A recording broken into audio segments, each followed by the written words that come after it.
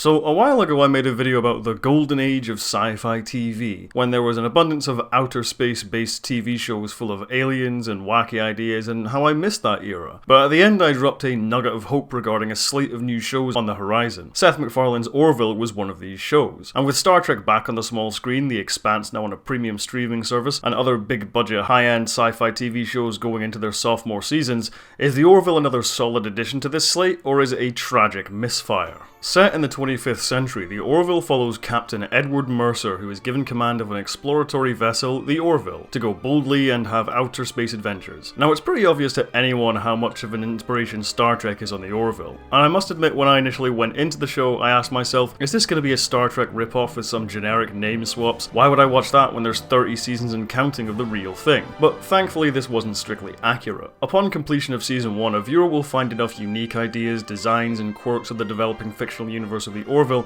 to set it apart from shows it pays homage to. The Union ships themselves being built around these warp nacelle ring-like structures is pretty interesting, even if I do think the Orville itself is a strange hodgepodge of a design. And among the main cast are a variety of cool aliens with unique cultures. The Moclans, the Kylans, and the Zillayans are essentially some tried and true alien concepts, but with a fresh coat of paint. The Krill as the go-to bad guy faction are given some nuance when their society of manifest destiny space vampires is explored in more depth. And in general there are enough flashes of creativity episode to episode to slowly build up the Orville's own identity as a sci-fi universe. The general presentation of the show is very strong. It's an incredibly faithful throwback to Star Trek The Next Generation, right down to the carpeted floors and garishly horrendous civilian clothing. I mean, what is this? There are so many flaps and seams and folds, just wear a jacket for God's sake. VFX are generally to a high standard, even if the ships themselves often look like toys and CGI models are clearly just shrunk down or enlarged to be reused as different ship classes. But the scenic space vistas and alien worlds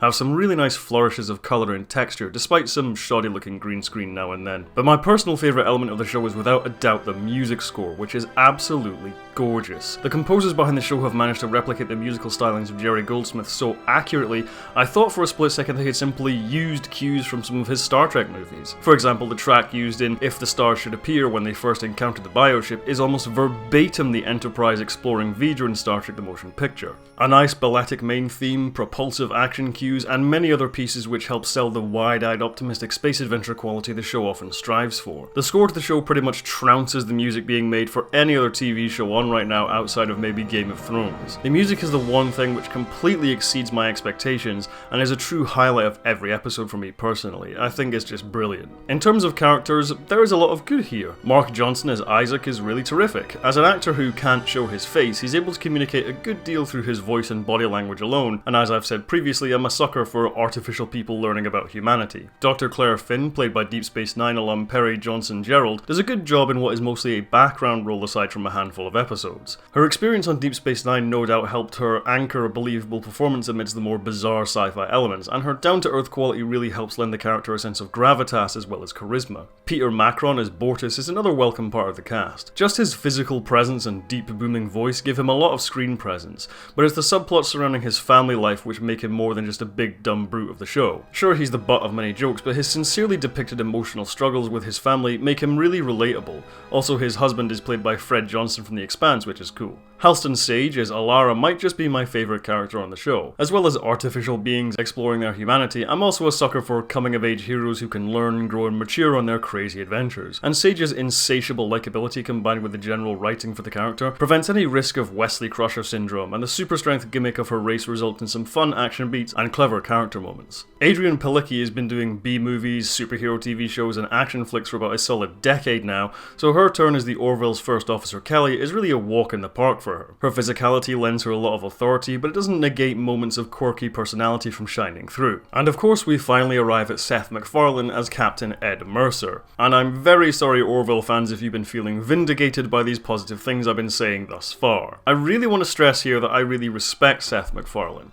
He's clearly a creative and talented person. I mean, for one thing, anybody with any semblance of musical ability is like a wizard to me. And the fact that he currently writes, produces and performs in 3 different shows simultaneously is is frankly amazing. And if you have any ounce of intelligence, you're probably expecting the word "but" to surface right around here. Seth MacFarlane clearly has a lot of talent, but as an actor he is very inexperienced relative to the other cast members. Between the Orville and A Million Ways to Die in the West, for whatever reason a hefty chunk of MacFarlane's innate charisma seems to vanish whenever he's playing someone who isn't an absurd cartoonish character. MacFarlane just doesn't have the experience to pull off many of the emotional beats in these episodes. It's really not his fault, he just needs a bit more practice at this kind of performing. Put John Krasinski or Jason Bateman in the same role and the difference would be night and day. Ed Mercer is a shockingly vaguely defined character who in one moment is a hopeless incompetent and in others is a resourceful space adventurer. The same inconsistencies in characterization is what hampers Scott Grimes' Gordon Malloy and Jay Lee's John Lamar. They seem to constantly switch between actual characters within the story and actors trying to make you laugh. And it's here we arrive at the biggest problem with the Orville's first season. It just doesn't know what it wants to be.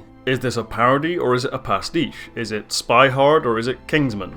If you Orville fans haven't stopped watching yet, I implore you to stick it out as I take a prolonged dump on the Orville's generally failed attempts at comedy. I promise I have more positive things to say later down the line. Okay, here we go. The jokes throughout the Orville in season 1 overall do not work, and the strange obligation to be a comedy show often damages the storytelling quality of the episodes. And yeah, I get it, this show pretty much had to be sold on the name Seth MacFarlane, and while I know he's a massive nerd, general audiences know him as a comedy guy, so if his name is on the show, audiences will go and expect a comedy. But it's so obvious the show is largely disinterested in being a sitcom in space or a spoof of any kind. Entire scenes and episodes will crash to a dead stop in order to make some kind of dick or poop joke, and it only succeeds in creating huge tonal problems for the show. The same episode, which features a mother weeping over the prospect of her dying child, also has Scott Grimes making a glory hole joke. The same scene, which features Ed Mercer confronting the person who just betrayed him on a deeply emotional level, also has a severed leg suddenly drop out the ceiling. Episodes seem to have a jarring rhythm of story, joke, but a truly great comedy script will have both of these things intertwined. And if you don't think that's possible, I refer you to the collective filmography of Edgar Wright, or a more apt point of comparison, Galaxy Quest. Galaxy Quest is immediately a better Star Trek spoof or space comedy than the Orville because it's built on an inherently funny premise. What if the cast of Star Trek were actually thrown into a real space adventure? And virtually all the humour derives from that idea. There's a wealth of jokes based on the incompetence of the characters, but it also allows the film to have meta jokes poking fun at Star Trek itself. But even more than that, these jokes are often setting up character arcs and future plot points throughout the movie. Tommy crashing the ship into the space dock sets up his character eventually learning to fly, Alexander's hatred of his own catchphrase is paid off when he sincerely speaks it to a dying friend, and Guy being a red shirt from a throwaway episode is the best running gag in the entire film and is paid off in the epilogue. The Orville, on the other hand, does pretty much none of that. None of the stories in the Orville inherently conjure up any comedy, and so the jokes feel tacked on and unnecessary. What exactly does that glory hole joke add to the story? Does it pay anything off or set anything up? Does it tell us anything about the character we didn't already know? No.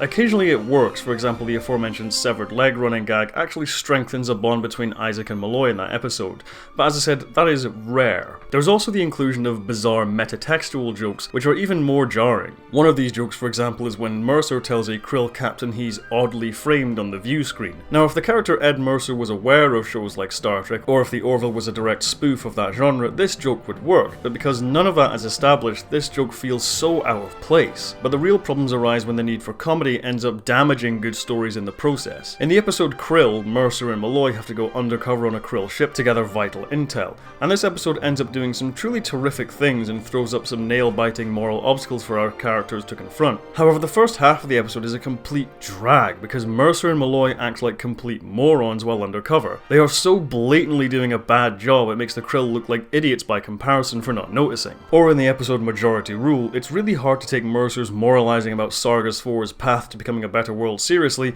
when the character who got into trouble that episode was acting like a moronic shitstick the entire time anyway. It's kind of a mixed message. But if there was any proof of the Orville's own disinterest in actually being a comedy, just look at the joke count. A typical episode of the Orville manages about 30 jokes on average. A typical episode of a purpose-built comedy like Community manages almost 100, and that's in half the amount of time. But even that 30 joke average is incredibly generous. In one episode I only counted 5 jokes total. And the thing is, when the Orville drops the pretense of being a comedy, it actually really works. During the entire sequences which are absent of any jokes, the obvious passion and love for the genre shines through. And when the Orville is allowed to be essentially Seth MacFarlane's Star Trek fanfiction, it's honestly a lot of fun. Ironically, the jokes make it less fun. But of course, Star Trek is not without humour in and of itself. McCoy and Spock always took funny jabs at each other, Data's quirks were played for laughs many times, Neelix were— well, they're not all winners, but the point is, the Orville can have humour that works. Isaac often has plenty of funny moments, and Yaphet is just a terrific creation, I love this guy. But there's a balance to be struck when it comes to humour in these kinds of shows, and the Orville Season 1 just didn't find it, unfortunately.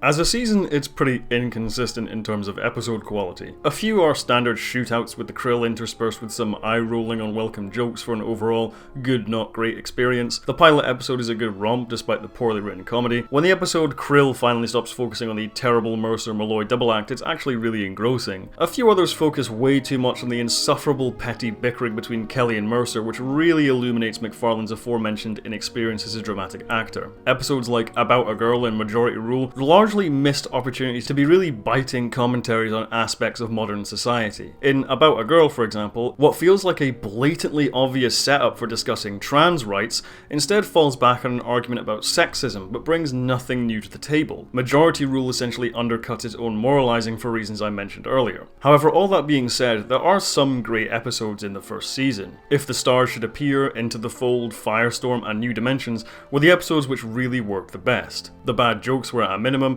and the episodes could really focus on the characters and some cool sci-fi ideas. If The Stars Should Appear was like something of an Arthur C. Clarke novel, the finale of the Bioship Society finally having the majesty of an infinite universe revealed to them was brilliant. Into the Fold allowed Dr. Finn and Isaac's relationship to start blossoming, Firestorm was a cool, surreal examination into the psychology and drives of Alara, and New Dimensions was probably the best out of all of them. Lamar finally became tolerable, the 2D dimension was rendered beautifully on screen, and Mercer name-dropped Flatland, which is nice. Priya and Mad Idolatry were also good, but felt a bit too derivative of the show's biggest influence. Time-traveling con artist and cultural contamination of a time-displaced planet were both done before, and while the Orville came at these concepts from slightly different angles, Star Trek just did them better in my opinion. So the Orville Season 1, did it suck?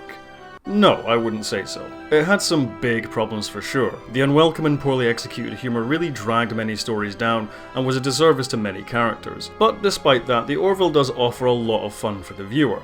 There are some great characters being played by great actors, there are some interesting concepts being executed with high production values, and seriously, you gotta buy the score. Referring back to that Golden Age video I made, it just goes to show there is room for diversity when it comes to sci-fi shows. There's room for the new incarnation of an old franchise which pisses off half its fanbase. There is room for the light-hearted adventure romp. There is room for probably the best out of all of them, why aren't you watching it? And everything in between. You don't have to justify liking one show by shitting on another show. You can like all of them. Or none of them. I can tell you right now, I'm still watching The Orville, and Season 2 is a huge improvement. Season 2 of Star Trek Discovery is an improvement on the first, and I'm excited to see the next seasons of Lost in Space, Altered Carbon, and The Expanse. If you think Discovery is playing around with the 50-year legacy of its franchise too roughly, and instead opt for the comforting, light-hearted 90s throwback, I'm not here to tell you you're wrong. But as sci-fi fans, just look around, guys. We have spaceships, we have aliens, we have wacky bizarre ideas brought to life with an actual budget this time. I know fandoms can get pretty hostile sometimes, and I'm sure there will be some unpleasant comments on this video, but just like that Golden Age taught me to do, my eyes aren't looking down there.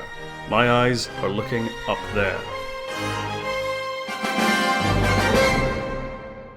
Some Call Me James asks, have you ever watched The X-Files, and if so, what did you think of it? Me and my family used to watch The X-Files a lot actually, but I think that show really went on for far too long and stayed well beyond its welcome. It jumped the shark so often after its first 5 seasons, and I think it was pretty evident the showrunners were just making it up as they went along. For me, Fringe was the way better successor to The X-Files. 5 solid seasons, great characters, really cool stories, and it just did everything better than The X-Files. And after realizing that, I just completely lost interest in the antics of Mulder and Scully. If you like my videos, be sure to subscribe and hit the bell icon to stay up to date on all my new uploads. You can see videos early on my Patreon for as little as $5 a month. Speaking of which, I'd like to quickly thank my patrons Chris Lord, Andy Luke, Larry Bennett, James Vanderhaeg, T. Stoney, Al Carton, and Millie Coleman.